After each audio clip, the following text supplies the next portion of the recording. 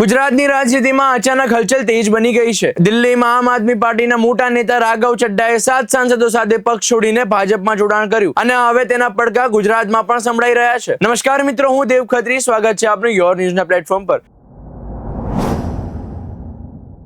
ઉત્તર ગુજરાતના નેતા સાગર રબારીએ સ્થાનિક સ્વરાજ્યની ચૂંટણીનું મતદાન પૂરું થતા જ બીજા જ દિવસે સવારે સોશિયલ મીડિયા પર પાર્ટી સાથે છેડો ફાડવાની જાહેરાત કરી દીધી છે અને હવે ધ્યાન કેન્દ્રિત થતી વાત એ છે, શું આ માત્ર એક અલગ ઘટના છે કે પછી આગામી દિવસોમાં મોટા રાજકીય બદલાવના સંકેત? કારણ કે અંદાજો એ છે કે આગામી દિવસોમાં વધુ કેટલાક મોટા નેતાઓ પણ પાર્ટી છોડી શકે છે। હવે વાત કરીએ પરિસ્થિતિની। દિલ્હી અને પંજાબ બાદ ગુજરાત એ એક એવું રાજ્ય છે જે આમ આદમી પાર્ટી કઈક હદ સુધી મજબૂત માનવામાં આવે છે। 5 ધારાસભ્યો સાથે અને સ્થાનિક ચૂંટણીમાં આગળ વધવાનો આશાવાદ પણ વ્યક્ત કરવામાં આવી રહ્યો છે। પણ હવે દિલ્હીની ઘટનાની સીધી અસર ગુજરાત પર પડી શકે છે, કારણ કે રાઘવ ચડ્ડા અને સંદીપ પાઠક બંને ગુજરાતના સંગઠન સાથે નજીકથી જોડાયેલા રહ્યા છે અને લગભગ તમામ નેતાઓ સાથે તેમનો સીધો સંપર્ક રહ્યો છે। હવે સૌથી મોટું ફેક્ટર પાર્ટીના અંદરના મતભેદ।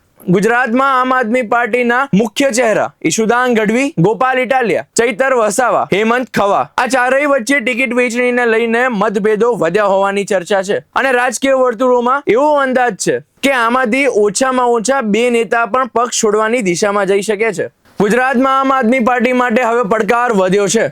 શું પાર્ટી પોતાનું સંગઠન મજબૂત રાખી શકશે કે પછી આવનારા દિવસોમાં વધુ રાજકીય ફેરફાર જોવા મળશે? આનો જવાબ તો હવે આવનારો સમય જ બતાવશે।